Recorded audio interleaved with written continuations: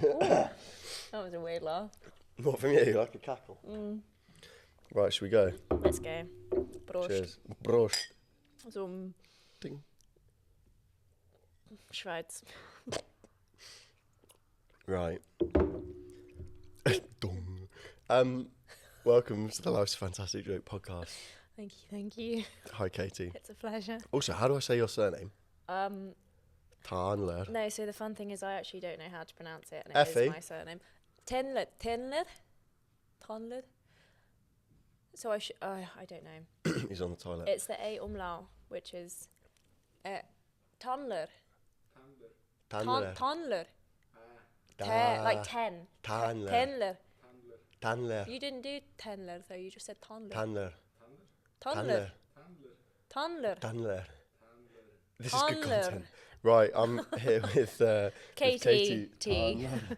Previously Katy Tännler. Birmingham. Previously Birmingham. There we okay. go. That's very British. Yeah, I was born there, actually. Really? Lived there for a year. My parents were like, nope. As soon as my older brother went, Mummy, they were like, right, Mummy. we're getting out of here now. Mummy. Mummy. Mummy, look, I've got a sister. Yeah, Mummy. Actually, yeah. Is that true? You lived in Birmingham? Yeah, I was born in Birmingham. That's born really in ironic. Birmingham, lived there for a year, The Birminghams. and then mum and dad moved down south. So, Katie, what do you do? You're an artist. That's why we're talking today. I have existential crises on a daily basis as an artist. Yeah? I do lots of different things. What do you mean in like the ASMR? creative? Yeah, I guess so. ASMR. I've recently just launched my ASMR career. Creatively or just in life in general? Both. Let's start off with where we are. We're in Zug, So we're in Zug, in Switzerland. in the Schweiz. I'm here because I married a Swiss man. Married him for the dollar. It was a scam. We're broke, but living in one of the most expensive countries. Life's a fantastic joke. That life is a fantastic joke, but it's got the lowest tax, which kind of helps. I've done lots of different things. So at the moment, currently, I mean, I've always been drawing. That's like the cheesy cliche. Drawn from birth. Since I was a kid, I Came had out with a pencil out the womb. artistic streak. Drew my way out. I draw, Yeah, nice. paint and stuff. Yeah. At the moment, currently, it's more of a side hustle because no one tells you when you want to do your own business how hard it's going to be because you end up being your own accounting, managing, HR department. HR. I'm in with HR again. Fully abused. Why am I doing this to myself? No one teaches you how to. I don't have any teaching or understanding of how to run a business. Yet here we are, and we have a registered business in Zug. So we're learning as we go. So I do that, like, side hustle at the moment. I say that I made 30,000 francs this year. No way. Yeah, which And was like that's a happy like- accident. That's like 30 grand, basically. Yeah, but it's about £29,000, which is pretty dang good. So, and that's from Drawing on shit. drawing What shit. Draw shit. That's as right, kids. You learn to colour in the lines. That's why you need to be able to do that. Yeah, pick up the crayons. But that's with big brands, right? So is that the coffee stuff? What else is that with? So that was, I mean, the roasting party in the UK was one of my first proper corporate clients, like a proper business. Because from the age of, I mean, I had my first proper client, you would say, not by accident, but unintentionally, I think when I was in year 9 No way. or 10, one of the year 11s asked me to design a full sleeve tattoo for him. Charged him £80. That covered me at the corner shop. No way. Many packets of custard creams as I wanted Seriously? for the next month. Year 11. Yeah, so I was in year 10 and I did a full sleeve. You'll have to tell me Design. after who that was. Yeah, I can't name drop. Yeah. Ooh, the temptation. No, but that was like the first. Hang on. I burped a chocolate a minute ago. I ate that chocolate way too fast. No, that was my first proper client because I was the arty kid at school, the one that would always like draw on myself and on people. There's worse things you could do. Bit of neurodivergent. Yeah, nice. And I hope I don't get cancelled for that. Why did she I get don't cancelled? know. I don't know. She's not neurodivergent. She's I'm not. like, she's Well, I taking a might be. piss. Aren't we all on the spectrum? Yeah. Aren't we all on the spectrum at some point? But he was You're my gonna get first cancelled. I guess, proper chunky client, if you think about it, when you're That's mad. 15 and you make 80 quid. 80 quid from drawing, doing what you love to do. Yeah, I mean, I do people like private commissions. Like, the bane of my life at that age was drawing people's pets. Oh, man. Which I absolutely hate. I hate seeing pictures of people's pets as well. Like, when you go on Instagram, it's I don't care. Yeah. I really don't care. Here's a commission I did of I don't know, Fluffy. Although there was one, actually, the one I did enjoy was my best mate at the time. That was her. She had a very cute, rescued Romanian street dog called Mabel. I can't name drop. Was that it? But if you're listening, Romanian name? I can't. She's called Mabel, very Romanian. Yeah. But she was a very cute dog. So that was the one pet commission I enjoyed doing. But the rest, it's like, I don't want to draw a picture of your scruffy, hideous schnauzer. So what happened then? Like, how did you get to working with these corporate clients? Because fantastic question. somewhere in the middle, it was working with like a illegitimate brand called Life's a Fantastic Joke. Yeah. Well, honestly, I guess I've been really lucky in that I have been very passive in my creative career, if you could call it that. I have been very fortunate just to have things kind of fall into my lap, which is really nice. I did just post stuff on Instagram, and then people being like, hey, I saw your post, can you do this? And a lot of the opportunities came through that. I've done so many different things. I guess the next bigger thing, like proper thing, was when I moved back to the UK after living in France, and I was in the UK for 5 months, like a weird waiting period before I moved here. And I was working with the Roasting Party, which is an Australian coffee company. Best coffee ever. So good. That is a name drop. That is a name drop, and it's a great name drop. Sponsored by the Roasting Party. They've got lots of cafes everywhere. Anyway, I'm going to stop. Yeah, come on. But I worked with them because I needed a job. So they're in, the Roasters is based in Winnell. So Winch, close to Winch. Oh, it's Winch. Fresh. Winch? Winchester. So I came back and I was looking for work, and I got a job. Just they trained me specialty coffee, like the proper stuff, none of that Starbucks crap, like actually learning how to do coffee. So they trained me up, and they were like, oh, can you also do the labels? So I basically then, from then onwards, I was designing all their labels. Is that correct? Oh, yeah. This is the least professional podcast. Effie, Katie's husband, has set us up with all the gear, and we literally no idea. We're like, dong, what does this do? Yeah, and then I just started doing the labels for them. Nice. On my iPad with Procreate, £10 one-off payment app. Come on. Little old me, no degree in graphic design or anything. That's sick. Just self-proclaimed artist, illustrator. I'll do whatever you want if you pay me. Yeah. So I've done all their labels, and they turned out really well. I'm quite pleased with them. Yeah, I still occasionally do like the info sides for them, so that's nice. And then, yeah, I mean, since then I've done a lot of different things. So a lot of things with startup brands, so you being one of them. Yes. Sponsored by Life's a Fantastic Joke. And then also other various startups, shirt designs, and then things slowly kind of gained momentum. And I'd say being here actually was the first kind of big break when it comes to like working with a big house, a real business, a proper, the Roasting Party is, but I mean like it's here. No. I mean like a Swiss, like I broke into the Swiss market. That's here pretty cool. By accident. As a foreigner as well, that must be quite hard. As a filthy foreigner. Dirty. As an Auslander. I did. And that was completely unexpected, but really cool. Really scary, but really fun. So it happened. We met. I have to be careful with name dropping now, because there's NDAs. Oh, really? Yeah. But one of them I can talk. So I can mention Bucherer. So Bucherer is like, if you don't know it, it's like the old money style fine jewellery and watches. Basically, one watch is worth more than your entire life kind of thing. Like gorgeous timepieces. I didn't even own a watch. And I met someone who worked for a events agency in Zurich. I saw this. Didn't you do like a ski helmet for them or something like that? That's the other one, which... You're not allowed to name drop. I don't.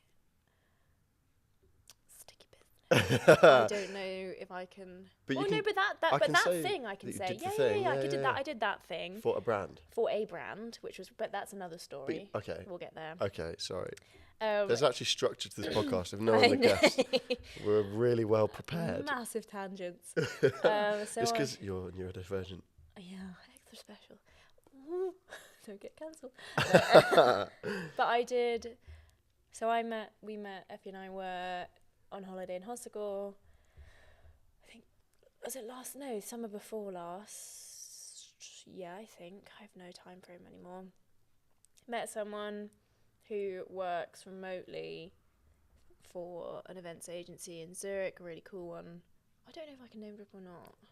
I guess, Why not? Why not? Eggert and Friends in Zurich, they're fantastic. They do the most incredible events. Say them again? They work Eggert and Friends. Okay.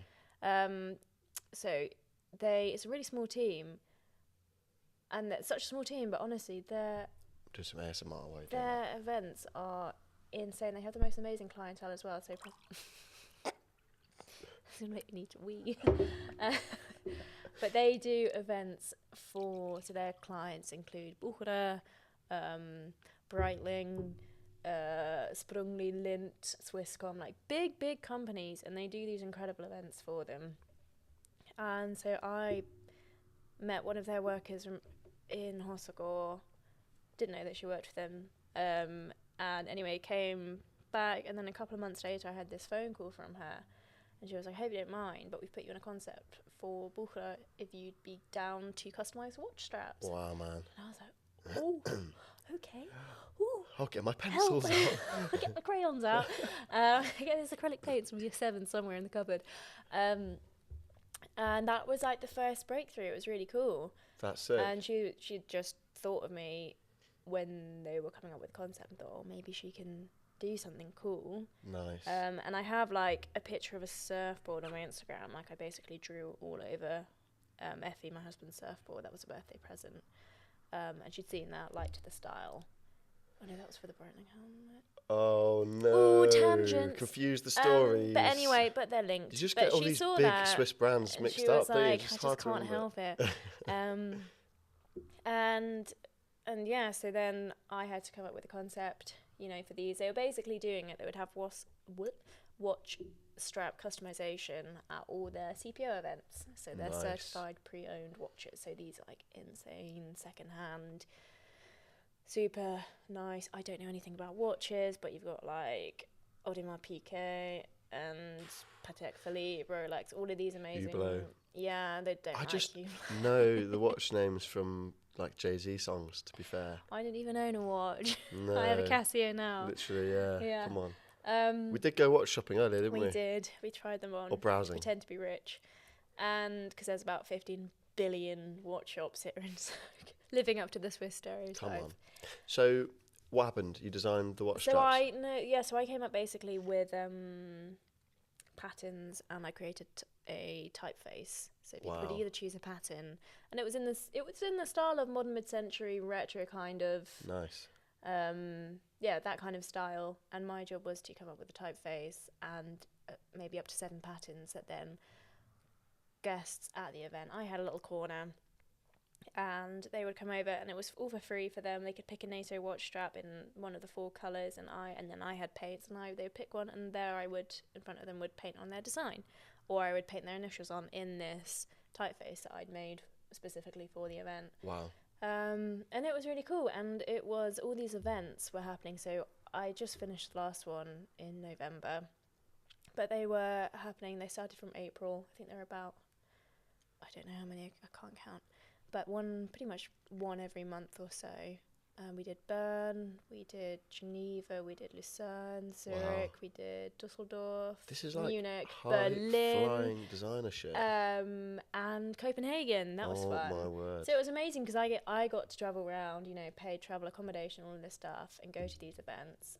And it was really fun. That's insane, man. It was a really like an out of world experience. I was like, how did I get here? And then what's come since then? Like, have you found that stuff?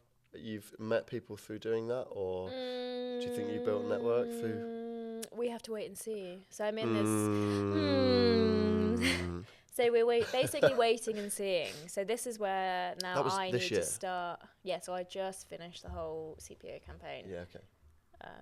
In November, but also through that, so working with the same events agency, I did the helmet for Breitling. Nice. Which was really, really cool. So they'd seen on the surfboard on my Instagram. Which is cool. Which is, check it out. I've seen it in real life, guys. Right, just pause for a bit. We had some Swiss chocolate before this. Chocolate. I ASMR. inhaled that. Okay, back to normal. Anyway, they saw the surfboard, really liked that, and I was asked, can you do that style on a Bell motorbike helmet that would be up for, winning at the Wheels and Waves Festival in Biarritz. So I used to live in Biarritz.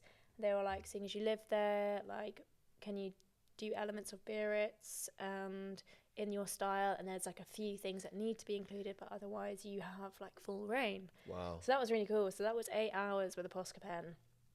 No, actually 8 hours application. Wow. But maybe about 3-4 hours concept, because it's so much harder than you realise. I was like, yeah, sure, it's just doodling. What am I going to do to it? It is in theory, but then you've got to piece all these bits together and like make it look good. Yeah, how's it going to fit on the helmet? Like, yeah.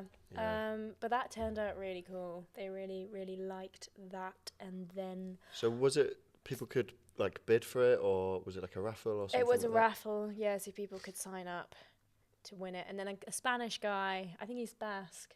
Nice. A Spanish dude won it, which was really sweet, and he sent me like a little DM on Instagram. It's like, I love it, I will take care of it, thank you so much for this privilege. And I was like, oh, so nice. That's amazing. Yeah, it was good. And then yeah, stuff came from that, but I think that's where I have to stop with NDA. Oh, okay. Yes. So stuff has come from that. More stuff. That's amazing. And I feel it's just the way you described it to begin with is almost like, I don't know, is there like a bit of imposter syndrome or something? Oh, absolutely. You just seem to say like, oh, like I just do doodling. Yeah. Oh, but I've actually worked with these massive, massive businesses and my art is being recognised. Yeah, honestly, it's, I still have major imposter syndrome. Like I've had people approach me asking me to do things. I'm like, me? Hello, me, but I'm not qualified. And I think especially being here in Switzerland, where it's very much like, it's about, I might get shot for saying this by the Swiss, but it's about looking good on paper. Like, the Swiss are very career driven, very like, here there's a lot of drive to achieve and to be qualified. Yeah. And I, with my BBC A-levels, that doesn't get you very far in Switzerland. I didn't go to uni, I don't have a degree. Like I had an interview. Not an interview, no, I went up to meet some people from one company and they were like, so, what school did you go to? What, for design? Yeah, they were like, so how did you, what school, where did you train? What school did you go into? And I was like, oh, I didn't go to school. And they were like, oh, but what university? Get out. And I was like, oh, I didn't go to university. And they were like, I'm dumb. So how did you learn that? And I was like, I'm sick. And I was like, I just draw. Just always drew as a kid. And yeah, but it kind of like, I could watch the cogs turning and like, I'd be like, wait, what? You didn't, what? Huh? You did it without a qualification? You didn't pay for this? That doesn't look good on paper. Yeah, you didn't. You're not in £50,000 worth of debt. How dare you? That's mad. I mean, cheat the system. Don't go to uni. But can't you? It's testament to like just being like autodidact when you like teach yourself stuff. I've never heard that word before. I think that's the word. Oh, right. Put that on my business card. You should, yeah. Like University of Life. People on Facebook, like 40-year-olds, just be like, I went to University of Life.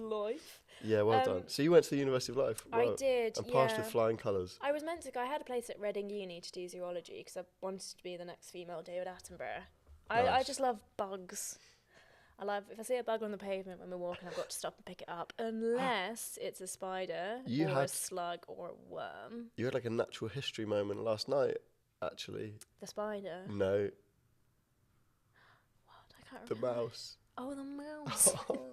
Yes. You were like David Attenborough. Yeah, so I just can't get my hands off insects. That sounds really weird. That is weird, yeah. Sexually harass insects. So what made you not do that? What put you off? Oh, so I went to YWAM.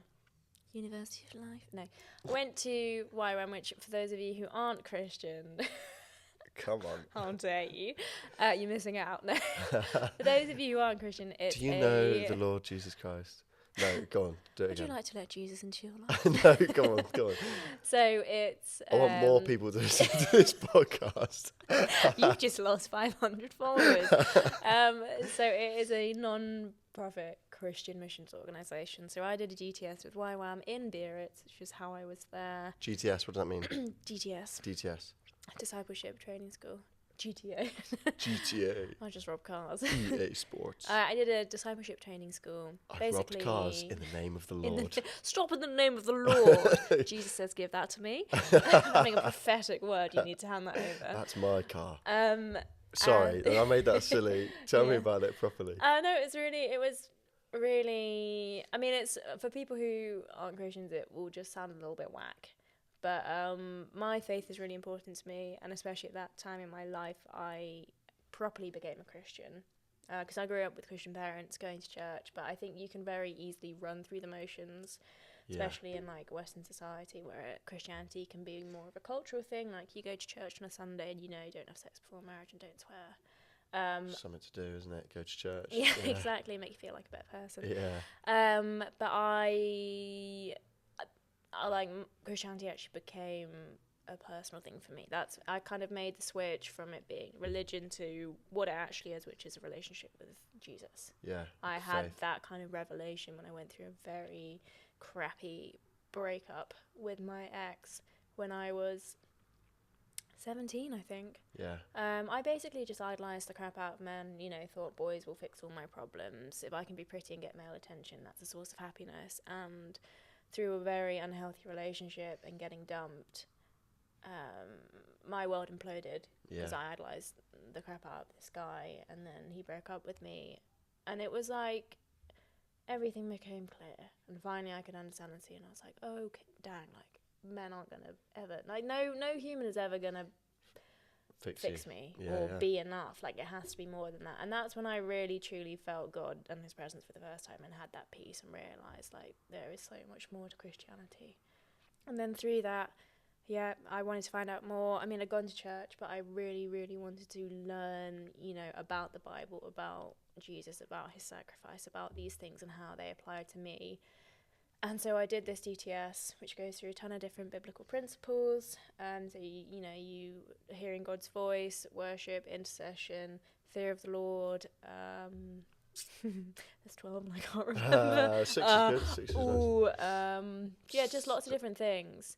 And the more I learned, the more personal it became and the more I felt God's presence. And the more, it was like that school was like going through 10 years worth of therapy. Wow. Like it was incredible. And then I stayed on for a couple of years on staff, and I did mission work overseas, Northwest Africa. We did a lot of humanitarian work, so just helping in medical clinics. Amazing. Or just doing whatever we could. And I did the same in Japan. That was really cool. That's where I met Effie, my husband. I was just going to say, did those there's two things actually, because I want to ask you about like your inspiration for your art and where you get those creative ideas. And I know you have kind of said, when they said, oh, do this design, you're a bit like, oh, okay, where do I start? But I wonder, so two things, whether like your faith influences anything to do with your creativity, but also having that broad experience of being around the world. Like I think I remember seeing when you were in Japan, having a lot more, Japanese themed stuff that you were doing. So how does that experience interweave with your creativity, do you think? I would say, so I need my faith, honestly, just to get me through day to day. Like my faith helps with the imposter syndrome. When I freak out, like when I got approached with the whole Bucherer thing and I suddenly had to start charging Swiss rates. And wow. I mean, already as an artist, charging for your work is incredible. She's got money. I wish. But like, already as an artist, putting a price on your work it's so almost intrinsically linked, but it shouldn't be with your self-worth. You have to learn to completely detach yourself. And so when it's about money as an artist, it's incredibly uncomfortable. And I found I was always underselling myself because you're like, I'm not worth that much. It's not that good. And you don't see your work. I mean, for me at least, I'm definitely a bit of a perfectionist in that there's always flaws that I can fix and it can always be better. Okay. Whereas for other people, especially people who aren't artists, who don't have the capability of drawing like that, they're like, well, that's amazing, I could never do that, that's worth so much more.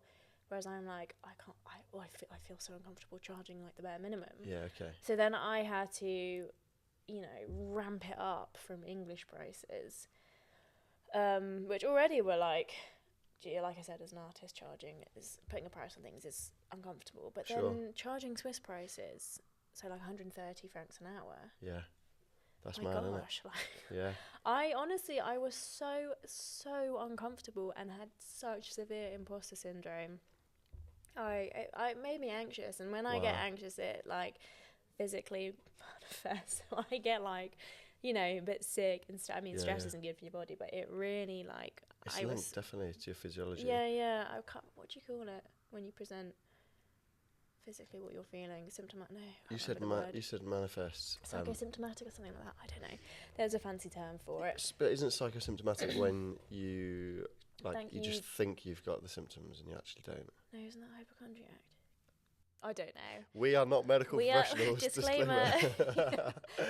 Go ask WebMD. I felt rubbish. Yeah. Well, I didn't feel good. Basically, I felt bad in my head, bad in my body. Exactly, that sums it up. And so I honestly had to like just pray every day. I was like, Lord, help me to see myself the way you do and have faith in myself and trust you, that because I had to do so many things that I was scared to do, like presenting quotes for thousands. Yeah. And like, although it's logical for Swiss people, I was like, this is insane. Like, and then you've got the fear of rejection and all of this stuff. So is it like detaching yourself from the art? Is that what you're saying? Like you have to see the art as the value, or do you have to actually look at it more, almost like a bit more reductionist and just say, I spent this amount of time on it and my time is worth that amount of money? Or like, how do you fix that in your head? I would say it's like probably a pretty intricate balance of both. So you've got to be objective, but also you've got to, on the subjective stance, you've got to not shoot yourself down. Yeah. You've got to, but then on the other hand, not be too prideful and being like, I'm the shit, I'm going to charge like hundreds. Because I mean, there are people out there who you see their work and you're like, excuse me, how much? Like, it's okay, it's good, but ooh, that's a lot. Yeah, okay. So it's a fine balance between, you know, knowing your worth and not selling yourself too high or too low based on how you feel about yourself, but then also you can factor in, you can take a much more objective stance by factoring in the industry rates around you, where you are, you know, the time spent, the product used, kind of things like that. Again, no one teaches you this at school. You have to figure it out yourself.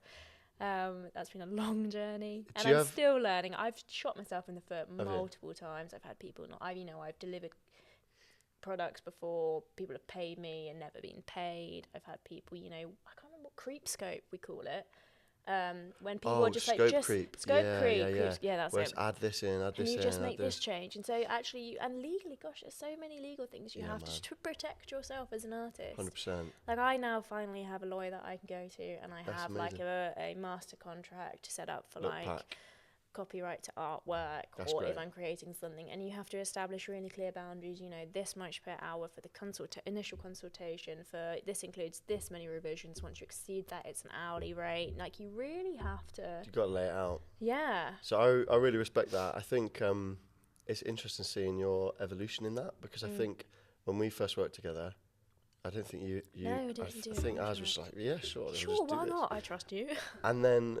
And I've worked with artists since that have been much more rigorous with like this and this many hours, which is 100% respect that. And like the Life's a Fantastic Joke thing is like trying to like empower creatives and make sure that we're not doing stuff like that where it's scope creep or undercutting people on their prices or anything like that. So I probably can't afford you anymore, is what I'm saying. Well, no, I have separate prices because I'm not going to charge Swiss rates for English people. Give me Swiss rates. Can I get that in writing? We're going to cut that bit out. Okay. Yeah. Yeah, nice, man. I mean, that must take a lot of confidence. But so it's interesting you say that you've got like someone that does the legal stuff that you can trust or rely on. But have you got any like, I guess, mentor figures or community kind of people that you can rely on? No. So that's honestly something that I massively lack. Especially being here in Switzerland, it's hard to make friends here in general. But no, I don't have that type of network here, which I would love. But And I think part of it's because I've been a bit lazy and I haven't tried. But then also I'm not very motivated to try because it's quite hard to... Is that industry here, like, are there... Because I get the sense, and I've only been here for one day, but it's like very clean, very organised, very orderly. Yeah.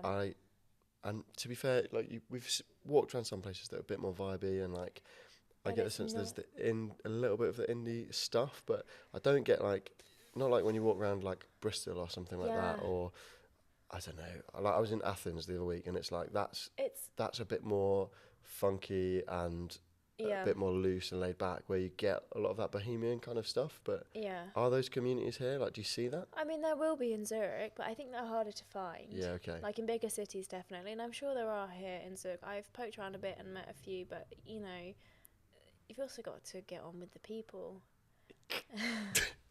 And then, to put it nicely, you know, some of them are...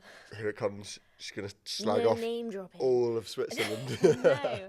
No, but going back to your point about it being like structured here, I think that's one thing I really noticed living here. And I think probably a reason why I'm not much loving it is creativity thrives in chaos. There is no chaos here. So do you think that's true? Yes, absolutely. Yeah. Absolutely. We were in Morocco for 3 weeks surfing. Oh, man, and it's like the polar opposite of Switzerland. Like the polar opposite in every single way possible. You know, it's poor, it's dirty, it's chaotic, but the people are so hospitable and so friendly. And when I was there for the 3 weeks, I was like, why didn't I bring a sketchbook? Because I feel so inspired and so creative. And I come back here and I really... feel a little bit suffocated in Switzerland. I'm sure there are places, you know, if I surrounded myself with other creatives here and found that community, I'm sure that would change things a bit. But it's honestly one of the reasons why I miss the UK. Yeah. You know, it's in comparison to economic stability and government here and cleanliness and security, it's like, you know, bottom tier compared to Switzerland. Yeah. But I need that. I need, you know, freedom. In chaos, there's a freedom. You're not withheld to certain standards. You need to be doing this and this and this, and there's a certain structure to do things. I see what you mean, okay. You're just, you know, in the UK, I feel like there's a lot less pressure. Or like, you didn't go to uni. Oh, all right. All right. Like, whatever, you know, mate. you do you, mate. What's like. uni?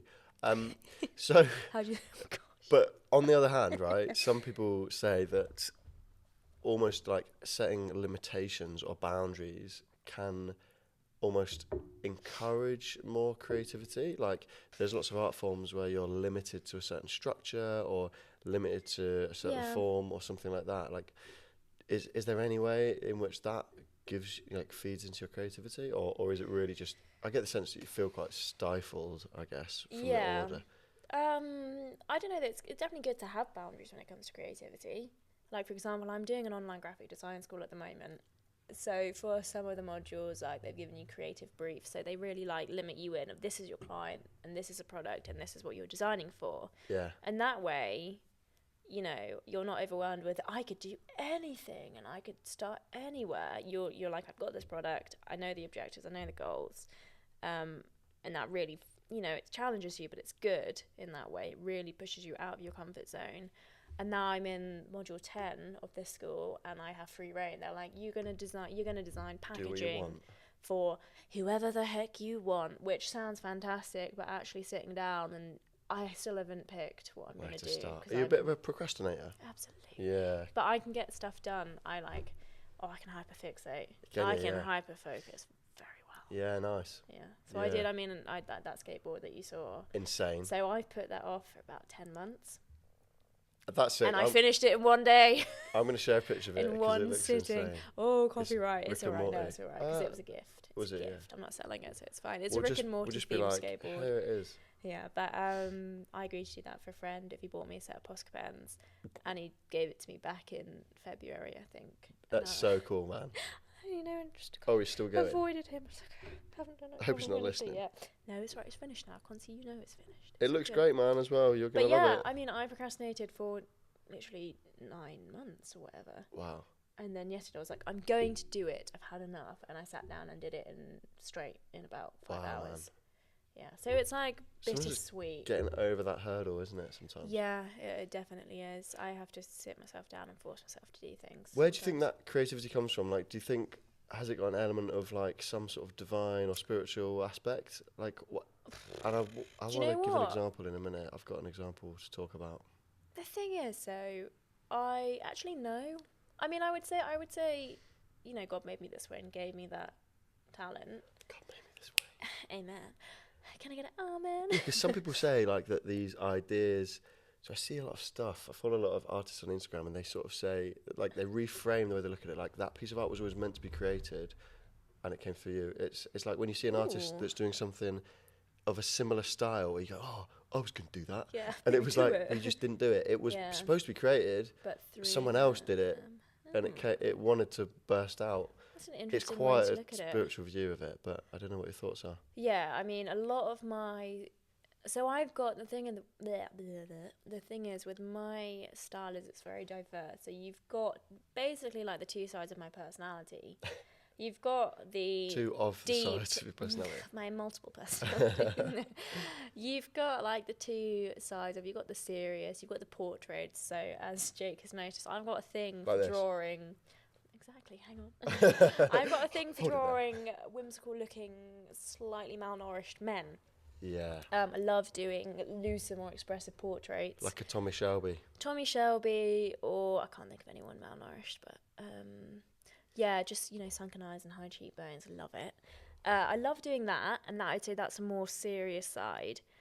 You know, where I want to convey a feeling through it. Like, I see their expression, I'm like, oh, that's pain. Let's do that. Yeah. A bit darker. Yeah, I don't know, but I mean, they say there's an intrinsically sadistic part of humans, you know. We're drawn to the sadistic part, which is a bit...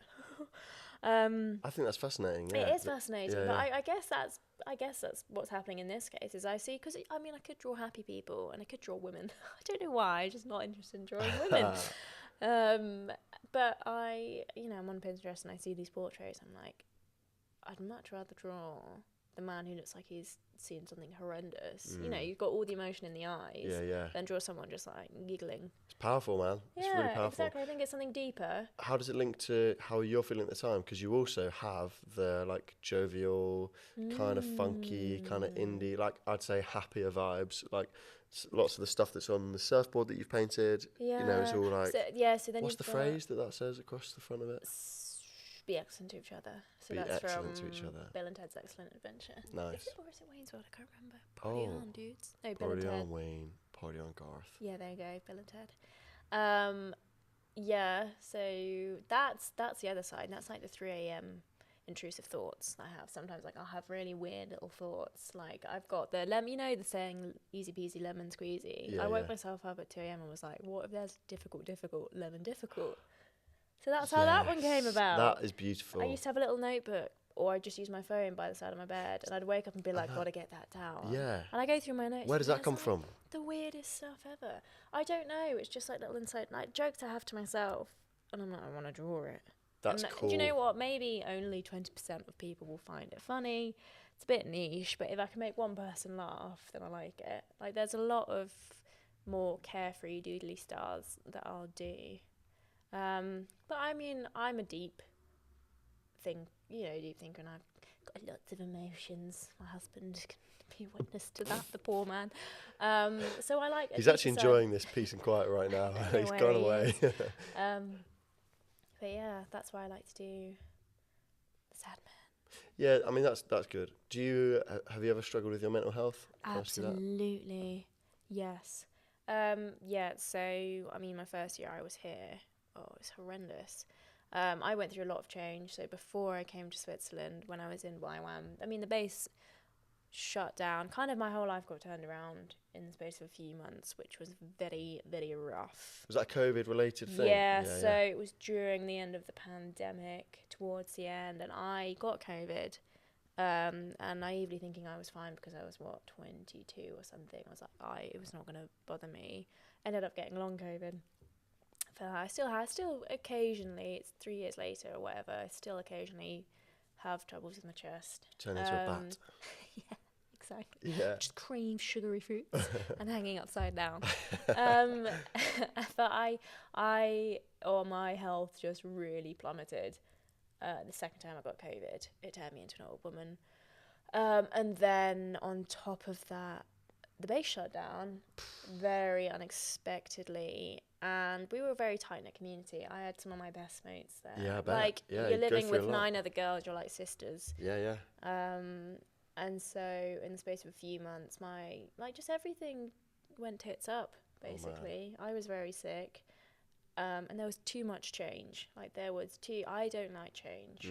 I'm a creature of habit. So they booted you out of the Well, place? we had to go. We had to go because the base was shutting down. Wow. And before I knew it, all my mates were spread across the world. And I was back in the UK, and I was meant to be in France for another 3 years and then heading to Spain. And I was like, whoa, what happened here? That did not go to plan. Yeah, so I had 5 months at home, and working with the roasting party was a godsend because that was great. It got me straight into a routine. But all my mental health just, plummeted. And I think I do a good job of...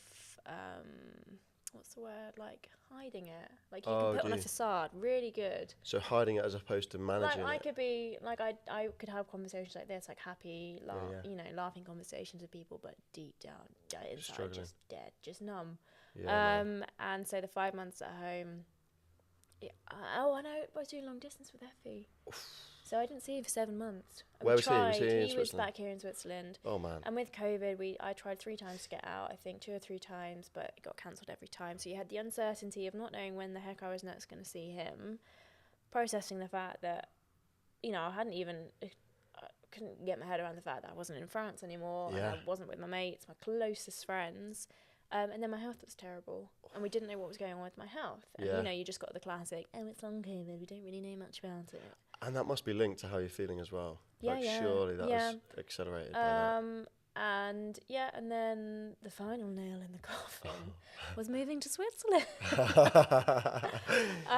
Wow, you stooped really low. That was tough, man. I don't know how you're doing it. Well, it was so much change. But you said year 1. You were telling me yesterday. Year 1 was rough. It was so rough. Oh, I got suicidal. I got to the point where I was suicidal, which I'd never had before. Yeah. And so that scared the crap out of me. Because I was like, oh, yikes, where did that come from? I thought I was sad. I was very, very sad and hollow. And you feel a bit, I don't know, people who've had depression. Have you been depressed before? Yeah. Do you get that? You're just numb. Yeah, it was just interesting what you said earlier about the sort of sadistic or dark side of us. It feels like sometimes it can feel like you're just carrying that with you all the time. Yeah. And you're, I don't know, a little bit detached from your feelings, but you feel just very dark about everything. So for me it was, you feel like, I think when you're really depressed, it's beyond you've had a bad day and you're sad or you've had a sad week. Yeah. It goes to pure hopelessness of you are just sucked up from, all the life. Yeah, man. And motivation and everything is sucked from you and you just feel empty. And I would have these little kind of paralysis spells. I don't know if you've experienced that, but when you're depressed and you're so low and you're so empty, and I would just be lying down and I genuinely could not get up. Yeah. I would lie there and it would freak Effie out because we'd be FaceTiming and you just honestly go numb and it's like you're paralyzed and you're so stuck in your head. And I couldn't get up and I wouldn't say anything and I couldn't move and it could go on for hours. You shut down, basically. Yeah. It's like a system reset, you just shut down. Yeah. And that's it. But it's out of control. How did you get out of that? So... Assuming that you have. Yeah. So I'm great now. But it was a long journey. I went on antidepressants. Yeah. And I know people have different opinions, and people are allowed to have their different opinions, but for 100%. Me personally, antidepressants weren't the answer. Took myself off them and relapsed, and just the host of side effects that you get was not worth it. Yeah. And I mean, the game changer for me was when I hit that point after the first year in Switzerland, just under the first year, where things got so low and got to a point where I was thinking, getting suicidal. I ended up seeing a doctor from an integrative clinic in Winterthur. So all medically trained, actually a biblically based No way. clinic. So run by a Christian, not overtly Christian, like we're going to Bible bash you as soon as you come through the door and sprinkle you with holy water. I imagine if they did, like, smack you around the face with Bullshit. Bible. Bullshit. There's a hose of... And yeah. one prescription for Psalm 23. Off you go. Yeah, thou shalt not worry. I wonder if you'd have to pay for that or not. I had to pay a lot. What, just for the psalm? Oh, I don't know. I mean, you'd think not. You'd hope not. Do you think Jesus would just be charging big bucks? That'd be £12.50. Oh, that's nothing. That's pocket 73 francs. 150 francs. Yeah. Go on. So what did they do? I went to an integrative clinic, and it was a holistically, biblically based integrative clinic. So basically, it was a load of medically trained, traditionally, classically medically trained doctors, worked in hospitals, done the whole shebang, and for them, slapping a drug on it or a topical cream or a pill wasn't doing it, wasn't cutting it, not enough. It's like, you break a leg and you just put a little plaster on. For me personally, that's how antidepressants were. It wasn't. It was a means to an end, a short-term means to an end. But you can't, you can't be on antidepressants for life. So it didn't fix the root of no, and so they look at it in a way of looking at the whole body. Okay. How's your health doing? How are you sleeping? Yeah. How's your thought life?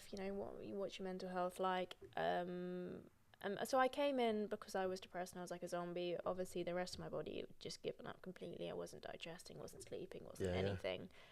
And he was like, no, this isn't about depression. Like, there's something far deeper going on. Your circadian rhythm's off. You're not sleeping. Yeah. He was looked at all these different things. And we go back to the basics. We get you sleeping. He was like, you're not going anywhere near antidepressants. We're going to get your circadian rhythm back to normal. I think it's circadian rhythm. I do. Circadian rhythm, yeah. I think that's your sleep cycle. Yeah, that's right. It's 24 hour, yeah. 100%. Yeah. And so that's where we started. And I mean, I was like deficient in so many things as well. And a few other things came up, a few other fun little discoveries. Yeah. But they went right back to the basics, and it was with just natural stuff. So it was not like crystals or anything, but it was. I just don't offend anyone, but it wasn't like voodoo, hibbity-jibbity. Proper stuff. Crystals and real stuff. Real stuff. No, but it was like herbal supplements. So just natural, their approach was, it's on this earth for us to use. Yeah. Like, why don't we go for the natural first? And if that doesn't work, there is modern medicine. There are pills that you can use. So they weren't like completely, no, ibuprofen is from the devil. I like that approach though. Yeah, it was really nice. I mean, sleep is enormous. It's like a massive thing that I think we all overlook, to be fair. Oh my gosh, and to start there, that's insane. That's really good. It was a game changer. Yeah, It was like, I was really skeptical. Oh, really? Because I come from a medical family. Both my parents are doctors. Yeah, yeah. So I was like, no, just pop some pills. What Get did they me on think a prescription. About that? And he was like, no, you're not going on antidepressants. I was like, you're too young. You shouldn't go on antidepressants. What did your parents think to that? Okay. No comment. Noted. Hi, Mum and Dad. I love you, Mum and Dad. But it worked. So and you're feeling great. Well, yeah. Better. So I don't think that stuff goes away, really. No, does I it? literally just took these drops every day at 7 a.m. and hallucinogens. Yeah, just took shrooms. I've been on a fantastic trip ever since. I've never come down. I'm so arty. Jake's not here right now. And I just hit these drops at 7 a.m. and 10 p.m. every day. And my gosh, I slept. I finally had a rhythm. And because before I was waking up at 2 a.m., 4 a.m., I couldn't fall asleep till midnight or whatever. Yeah. And suddenly I was having a solid night. Nice. And I was a new woman. Makes such a difference. And they just start on the building blocks and just work their way through. And honestly. To look at exercise as well. He was like, and do you know what the sweetest thing he said was? Because Effie was with me. And he knew that I was an artist and stuff. And he was like, you need to take her out into nature, into creativity. She needs to see nice things. Like, take her up a mountain. Nice. Take her into a forest. Don't keep her stuck inside and stuff like that. And that is, it's a big thing you get. I don't know about you. You're a dog. You need to go on a walk. Take her for a walk. Make sure she shits twice a day. Outside, Don't not forget in the to flat. feed. Yeah. but just really simple, wholesome stuff. He was That's like, beautiful. move. He was like, move. Yeah. Eat well. So I did an anti-inflammatory diet, which I call the no joy diet, and I did it for a month. And it was, do you know what? It really helped. It was miserable. Yeah. And Effie did it in support with me, bless him. But it's mad, isn't it? Because, I mean, we talked about that briefly last night, the anti-inflammatory. And when you list it all, I mean, it is depressing. But it's when you say it's an anti-inflammatory diet, it's like, why do we put all these things in our body that we know inflame the gut? Yeah. It's just mad. It's really sad So when go you on, think about it. weren't you allowed to eat? So, get your pens and paper ready, kids. No caffeine, no alcohol, no sugar, no gluten, no dairy, no eggs, no walnuts, no garlic, no onions, no kind of like farty, gassy vegetables, so cabbage, anything of that family, no nightshade vegetables. Oh, yeah. And there were some other things, but I can't remember. There were a few like really random things in there. But yeah, I did that for a month, and I discovered how expensive vegan alternative products are. Especially here. Yeah, gosh, especially here. Switzerland's not a good country to be vegan in, guys. Don't do it. So Jake can testify to this. He's eaten how much cheese since we've been here? Cheese and ham basically is all Yeah, we've had. just meat and dairy. Meat and dairy. But we did that, and it was great. The shocking thing was the sugar withdrawal. So the first 2 weeks were just pure hell. That's horrible. And Effie woke me up once, or we just couldn't fall asleep, and it was like midnight, and he was like, I just want sugar. I was like, I just want to cram mouthfuls of Maltesers into my gob right now, but you can't. Caffeine, that wasn't a problem for me. But yeah, the sugar, man. Yeah, that's rough. I That mean, was rough. it's just not good for you though, is it? Well, it's mad how much of that stuff we eat. Yeah, I don't think we realise how much sugar is in stuff. So you're in a place now where you're feeling a lot better compared to your first year in Switzerland. Yeah. And how has that influenced your creativity? I mean, I definitely draw more now that I'm, not depressed. I actually have motivation. Yeah. I would still say I draw less here than I do in the UK. Wow. Okay. Down to the whole structure and things like that. I definitely. It's harder. I do have to force myself to sit down and draw. Yeah. But I feel like artists can relate that creativity comes in like ebbs and flows. Sure. Like you're not going to draw every day. I mean, if that comes to you naturally, then fair play. Yeah. I want what you're on. But otherwise, I would say here I do struggle a bit with creativity, just because I don't feel like I fully translated myself over to Switzerland, being English here. But compared to that first year, do you think compared it's to more? the first year, definitely. But compared to me living in the UK, it's definitely, a little bit stifled, like you said. I want to ask you about Life's a Fantastic Joke then. Go for it. Come on.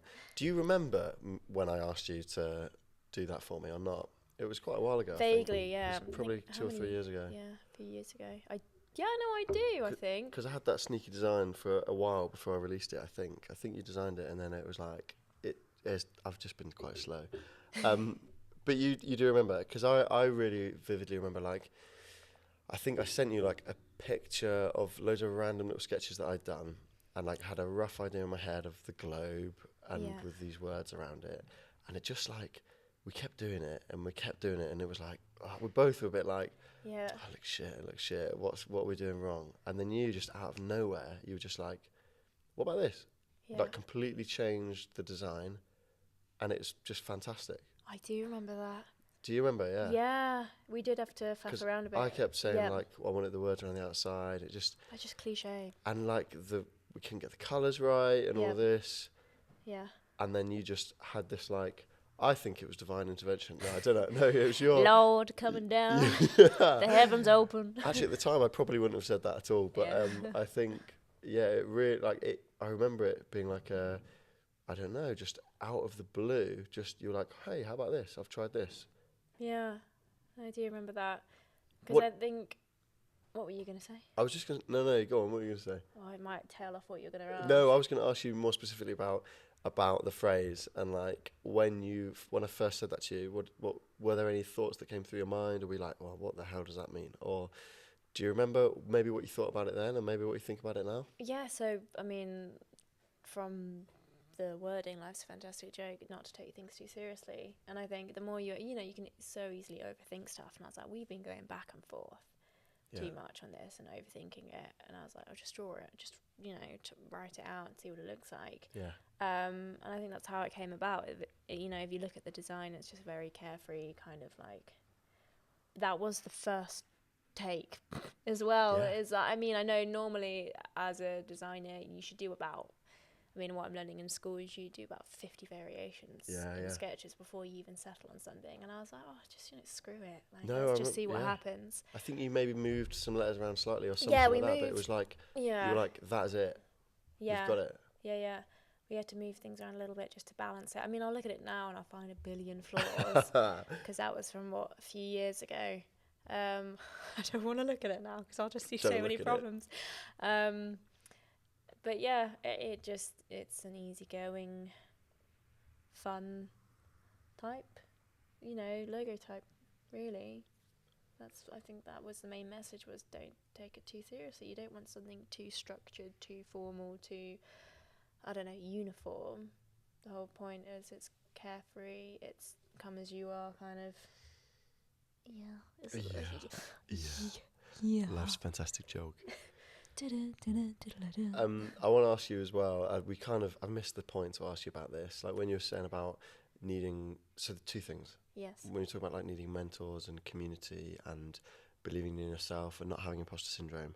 So there's two things. First, I think as advice, I think while you're here in Switzerland, you should be the person to create those communities. Like I think if that's something that you're yearning for or lacking or feel like is missing, I think that's a sign for you to do that and break in, find creatives, create the community, just do it.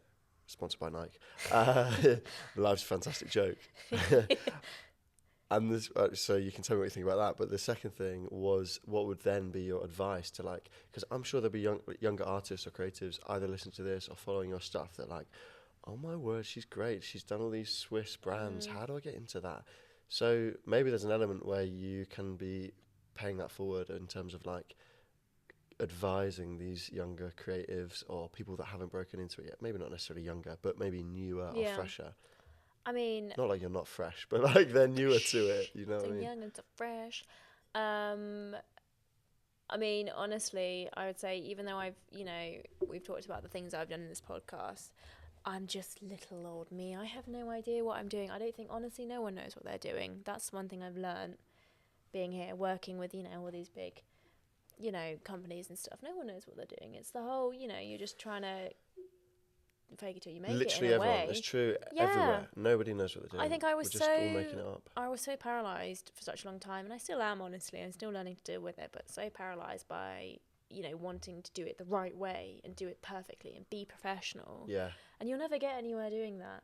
You will never get anywhere if you're trying to do everything perfectly. Or trying to be somebody else. It's better to do something and screw it up than do nothing at all. And I think I am preaching to myself because I really need to kick myself up the ass and, get a website and go out and meet people. I don't know the right way to do it. I don't know if it will go well. Who knows what will happen, but I do just need to do it. Yeah. No, just do it. Just do it. Good. Oh, that's a great phrase. Isn't it? Do you know what? I might make a brand around that. Instead of just do it, you should just really do it. Just add in a few really just do it. Just, oh my gosh, just I'm being serious now, guys. Just do it. Seriously. No. Yeah. Life's a fantastic joke. I don't know how. Just do it. Yeah, I would say no one knows what they're really doing. Believe in yourself. You're greater than you think. No, genuinely, you're saying that sarcastically, but is that what you mean? Yeah. Or let's say little 15-year-old Katy doing that tattoo sleeve. What would you say to her? Great job. That looks sick, man. Tell her. Nice one. Charge more. What exactly? What do you think? I would say, honestly. Try harder. Work more. Go to uni. No, don't. I would say, it's cheesy, but believe in yourself. Is it? Yeah. Yeah, believe in yourself, because I think we're so harsh on ourselves, and the way you view yourself is not how others view you. And like I said, that's why I would pray, because I'd be like, Lord, literally help me see myself the way that you see me, because I just am not impressed with myself, and I don't think I'm good enough. But I will draw something, Like this will happen with Effie all the time. I will draw some stuff and I will absolutely hate it. And he will come home and he'll be like, that's sick. How did you do that? Yeah. And I'm like, I don't, like, people just appreciate things so much more than you realise. I think especially if they're not creatives or they're not artists or who don't have, like, I think of the respect that you have for people who are good. For me, the people who are good with numbers, I am in awe. Yeah. I dropped maths as soon as I could. As soon as we finished GCSEs. Don't know how I got an A in it, by the way. Oh, wow. Yeah, I know. I was like, bye-bye, never again. And I meet people who are just like that with numbers. And I'm like, I guess I am in awe. Do you know what? I think maybe it's the creativity thing is a bit like you are spending all your time with that work of art and you've seen every little bit and decision and thing that's gone into it. They're seeing this like finished form where they're like, well, that's insane. But you know all the like mundane stuff you've had to do to create it. So it probably maybe takes a bit of that out of it, a bit of the essence out of it. Yeah, no. Or maybe that's bullshit, I don't know. No, it's true. It's like when you're cooking and you're tasting it all along, and then by the time you finish, you're like, oh, I've already eaten this for the last 45 minutes. Yeah, and someone's like, wow, look at that bowl, thanks so much. Yeah, no, that's true. It's like the stew we're going to have tonight. Come on. Woo, pot roast. Yeah. Okay, nice. Yeah. I think we can end there. Yeah. Is there anything you think I should have asked you that I haven't asked you? For my bank details. What are your bank details, by the way? No, I think we've covered everything. And sick man. More. Nice, Katy. Yay. Thanks for coming on. Life's a fantastic joke. Thanks for having me. Cheers, bro. Cheers. Do-do-do-do-do-do-do. Zoog. Zoog. Zoog. Sick, dude. Yay.